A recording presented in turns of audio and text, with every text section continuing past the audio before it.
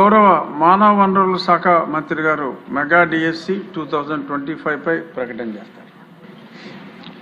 అధ్యక్ష ధన్యవాదాలు. అధ్యక్ష ఈరోజు మెగా డిఎస్సి 2025 పైన స్టేట్మెంట్ ఇచ్చేదానికి మీరు అనుమతించినందుకు నా హృదయపూర్వక ధన్యవాదాలు. అధ్యక్ష ఈరోజు ఈ స్టేట్మెంట్ ప్రతిపక్ష పార్టీకి సమాధానం కాదు అధ్యక్ష. ఒక మంత్రిగా ఆంధ్ర రాష్ట్ర ప్రజలకి డిఎస్సి అంటే ఏంటి, ఎలా చేశాం, ఎలా నిర్వహించాము, అదేవిధంగా గౌరవ సభ్యులందరూ కూడా డిఎస్సిని ఎట్లా పకడ్బందీగా చేశామో తెలియజేయాల్సిన బాధ్యత నా పైన ఉంది కనుక మీ అనుమతి కోరటం జరిగింది అధ్యక్ష. గౌరవ సభ్యులందరూ కూడా కోరేది వాళ్ళ టేబుల్ పైన ప్రత్యేకంగా డిఎస్సి గురించి ఒక పుస్తకం వేసి గౌరవ సభ్యులందరూ కూడా అందిస్తాం జరిగింది అధ్యక్ష. అంటే డిఎస్సిలో ఎలా ప్రాసెస్ పాటించాము, అంతేకాకుండా డిఎస్సి పైన ఎలా రాబోయే రోజుల్లో కూడా ఎలా ముందరికి తీసుకెళ్లబోతున్నాము, దాంతోపాటు ప్రత్యేకంగా మెగా డిఎస్సి పైన ఉన్న మిత్స్ ఏంటి, ఫ్యాక్ట్స్ కూడా వివరిస్తాం జరిగింది అధ్యక్ష. అంతేకాకుండా స్పోర్ట్స్ కోటా గురించి కూడా డీటెయిల్డ్ గా సమాధానం ఇస్తాం జరిగింది అధ్యక్ష. అంతేకాకుండా ఎఫ్ఏక్యూస్ కూడా, ఎందుకంటే గౌరవ సభ్యులు కూడా డిఎస్సి గురించి ఒక డీటెయిల్డ్ గా అర్థం చేసుకోవాల్సిన అవసరం ఉంది అధ్యక్ష. అందుకే ఈ పుస్తకం కూడా రూపొందించి మీ అనుమతితో, చైర్ అనుమతితో గౌరవ సభ్యులందరూ కూడా ఇస్తాం జరిగింది అధ్యక్ష. డిఎస్సి అనేది ఒక బాధ్యతగా ప్రజాప్రభుత్వం తీసుకుంది అధ్యక్ష. ఎందుకంటే 2024 ఎన్నికల ముందల Telugu Desam party, Janasena party, Bharatiya Janata party 3 పార్టీలు కలిసికట్టుగా ప్రజలకి హామీ ఇస్తాం జరిగింది. ప్రతి ఏటా డిఎస్సి చేస్తాం, మొదటిది మెగా డిఎస్సి చేస్తామని ఆనాడు హామీ ఇస్తాం జరిగింది అధ్యక్ష. దాంట్లో భాగంగా అధ్యక్ష ఒకసారి మనం చూస్తే 2025 డిఎస్సి 16,347 పోస్టులతో మనం డిఎస్సి చేస్తాం జరిగింది అధ్యక్ష. దాంట్లో సుమారుగా 3,36,300 మంది అభ్యర్థులు దీనికి అప్లై చేస్తాం జరిగింది అధ్యక్ష. ఈ మొత్తం ప్రక్రియ కూడా 148 రోజుల్లో పూర్తి చేస్తాం జరిగింది అధ్యక్ష. ఇది బ్రీఫ్ గా డిఎస్సి గురించి అధ్యక్ష. డీటెయిల్స్ వెళ్లే ముందు అధ్యక్ష ఒకసారి కానీ మనం గౌరవ సభ్యులందరూ విషయం గమనించాలి అధ్యక్ష.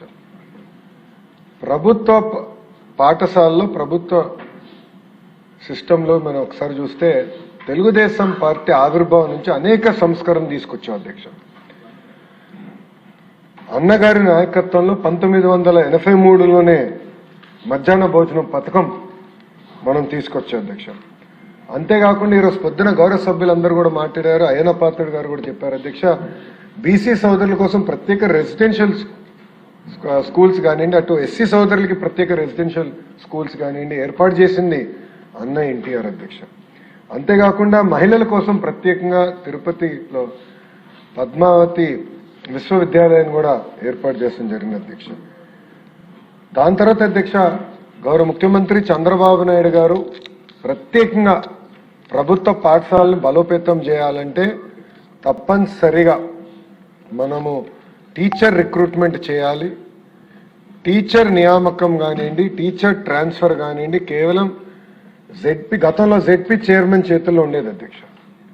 సో జెడ్పీ చైర్మన్ సింపుల్ గా ఏం రాస్తే ట్రాన్స్ఫర్ అలా జరిగేది అధ్యక్ష. ఇట్లా ఉండకూడదు, పారదర్శకంగా ఉండాలని గౌరవ ముఖ్యమంత్రి గారు పంచాయతీరాజ్ వ్యవస్థలో ఉన్న టీచర్లందరినీ గవర్నమెంట్ సిస్టంలోకి తీసుకొచ్చి ఎప్పుడు లేని విధంగా పకడ్బందీగా చేస్తాం జరిగింది అధ్యక్ష. అంతేకాకుండా ప్రత్యేకంగా మహిళలకి 33% రిజర్వేషన్ డిఎస్సిలో తీసుకొచ్చిన ఘనత తెలుగుదేశం పార్టీ అధ్యక్ష. కౌన్సిలింగ్ విధానం తీసుకొచ్చే అధ్యక్ష మీరు చూస్తే టీచర్ ట్రాన్స్ఫర్స్ కూడా ఆనాడు పారదర్శకంగా మనం చేసాం అధ్యక్ష. దాంట్లో పాటు అధ్యక్ష మీరు చూస్తే 94 నుంచి డిఎస్సి విధానం తీసుకొచ్చాం. అప్పటి నుంచి 2019 వరకు మీరు చూస్తే అధ్యక్ష ఒక తెలుగుదేశం పార్టీ హయాంలోనే 1,80,000 మంది టీచర్ని నియామకం చేశాం అధ్యక్ష. అది ప్రభుత్వ పాఠశాలల పట్ల మాకున్న చిత్తశుద్ధి అధ్యక్ష. కానీ అధ్యక్ష 2019లో ఏం జరిగిందో గౌరవ సభ్యులందరూ కూడా తెలుసుకోవాల్సిన అవసరం ఉంది అధ్యక్ష. అధ్యక్ష 2019 నుంచి 24 వరకు ఒక్క టీచర్ రిక్రూట్మెంట్ జరగలేదు. అంతేకాకుండా అధ్యక్ష 12 లక్షల మంది పిల్లలు ప్రభుత్వ పాఠశాలలకి దూరమయ్యారు అధ్యక్ష. ఆనాడు పెద్ద పెద్ద మాటలు మాట్లాడారు అధ్యక్ష. డీటెయిల్స్ లోకి వెళ్తే 12 లక్షల మంది పిల్లలు ప్రభుత్వ పాఠశాలల నుంచి ప్రైవేట్ పాఠశాలలకు వెళ్ళిపోయారు అధ్యక్ష. అధ్యక్ష ఉపాధ్యాయులు అనేది మనం అందరం గౌరవించాలి అధ్యక్ష. ఉపాధ్యాయుల్ని ఈరోజు కూటమి ప్రభుత్వం ఒక సింగపూర్ కి ఫిన్లాండ్ కి ట్రైనింగ్ పంపిస్తే అధ్యక్ష, గత ప్రభుత్వం ఏం చేసింది అధ్యక్ష, టీచర్ని ఏకంగా వైన్ షాపుల ముందర పెడతాం జరిగింది అధ్యక్ష. టీచర్ ఇది మీడియాలో వచ్చింది, నేషనల్ మీడియాలో వచ్చిన ఆర్టికల్ ని నేను ఈరోజు గౌరవ సభ్యులందరికీ చూపిస్తున్నా అధ్యక్ష. ఆ రోజు మనందరం చూసాం వైన్ షాపుల ముందర ఎట్లా ఉపాధ్యాయుల్ని నుంచోబెట్టారు అధ్యక్ష. అంతేకాకుండా అధ్యక్ష జియో 117 గౌరవ సభ్యులందరూ కూడా తెలుసు, ఎందుకంటే పాదయాత్రలో ఇక్కడ అందరితో నేను కలిసికట్టుగా నడిచిన వాడిని, అందరు నాతో మమేకమయ్యారు. జియో 117 గురించి చాలా డీటెయిల్ గా మేము చర్చించాలి అధ్యక్ష. ఈ జియో 117 వల్ల ప్రభుత్వ పాఠశాలలు చాలా తీవ్రంగా నష్టపోయినాయి అధ్యక్ష. అధ్యక్ష మనం అందరం ఆశీర్వాదం అధ్యక్ష. మీరు చూస్తే 1 క్లాస్ 1 టీచర్ కేవలం ఒక 3 to 4% పాఠశాలలో ఉండేది అధ్యక్ష. మన ప్రభుత్వ అధికారంలోకి వచ్చిన సమయానికి కేవలం 3 to 4% పాఠశాలలోనే ఉండేది అధ్యక్ష. అధ్యక్ష ఇక్కడ అనేక సందర్భాల్లో నేను ఏ విషయం మాట్లాడినా నా యువగలం పాదయాత్ర గురించి కూడా నేను మాట్లాడటం జరుగుతుంది అధ్యక్ష. ప్రత్యేక అధ్యక్ష గౌరవ సభ్యులు కూడా ఉన్నారు, కర్నూలు పార్లమెంట్కి చెందిన వాళ్ళు. నాకు ఇప్పుడు కూడా గుర్తుంది అధ్యక్ష, పాదయాత్ర చేసినప్పుడు ప్రత్యేకంగా ఆలూరు కానివ్వండి, ఆదోని కానివ్వండి, మంత్రాలయం ఆ ప్రాంతంలో చేసినప్పుడు అధ్యక్ష వందల కొద్ది వాహనాలు బొలేరోలో మహిళలు కింద ఉండేవారు, బల్ల పైన మగవాళ్ళు ఉండి వలసలుగా గుంటూరుకు వచ్చేవారు అధ్యక్ష. అంటే టీచర్లు లేరు, పిల్లలు చదువు పంపించినా టీచర్ లేని పరిస్థితి, వాళ్ళు నేర్చుకోలేని పరిస్థితి, దానివల్ల నిరుద్యోగ ఇబ్బంది, చివరికి ఉద్యోగ ఉపాధి అవకాశాలు రాక వలసలుగా వచ్చి గుంటూరులో పనిచేసి 3 నెలలు 4 నెలలు పనిచేసి మళ్ళీ తిరిగి కర్నూలుకి వచ్చారు అధ్యక్ష. అది నేను కల్లారా చూశాను అధ్యక్ష.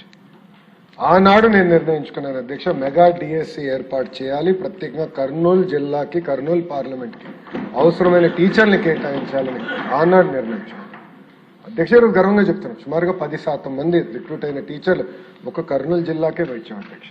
10% వెళ్ళారు అధ్యక్ష. అయినా ఇంకా సరిపోదు అధ్యక్ష, నెక్స్ట్ రౌండ్ లో కూడా ఇప్పుడు జరుగుతున్న డిఎస్సి నియామకంలో కూడా చేస్తున్నాం అధ్యక్ష. సో మెగా డిఎస్సి అన్న ఆలోచన కర్నూలు జిల్లాలో ప్రత్యేకంగా నేను పాదయాత్ర చేసినప్పుడు నాకు వచ్చింది అధ్యక్ష. అధ్యక్ష ఇక్కడ చూస్తే అధ్యక్ష రిక్రూట్మెంట్కి వచ్చేగల 16,347 టీచర్ పోస్టులు మనం రిక్రూట్ చేసాం అధ్యక్ష. దీనికి మీరు చూస్తే 3,36,300 క్యాండిడేట్స్ 5,77,675 పోస్టులకి వాళ్ళు అప్లై చేస్తాం జరిగినది అధ్యక్ష. గౌరవ సభ్యులు గమనించాల్సిన విషయం 154 ఎగ్జామినేషన్ సెంటర్స్ ఏర్పాటు చేశాం. ఆ డీటెయిల్స్ కూడా వస్తాను అధ్యక్ష. దాంట్లో 19 అవుట్ ఆఫ్ స్టేట్ సెంటర్స్ లో కూడా ఏర్పాటు చేస్తాం జరిగింది అధ్యక్ష. 42,000 ప్రశ్నలు క్వశ్చన్ బ్యాంక్ 42,000 క్వశ్చన్స్ తయారు చేశాం అధ్యక్ష 13 సబ్జెక్ట్స్ కి. అంతేకాకుండా అధ్యక్ష మీరు చూస్తే ఈ ప్రక్రియ మొత్తం పూర్తి చేసి 148 రోజుల్లో పూర్తి చేసి 15,941 మంది టీచర్లకి ఒక పెద్ద కార్యక్రమం పెట్టి గౌరవ ముఖ్యమంత్రి గారి నాయకత్వంలో వాళ్ళకి ఆర్డర్స్ ఇచ్చిన ఘనత ఒక కూటమి ప్రభుత్వం.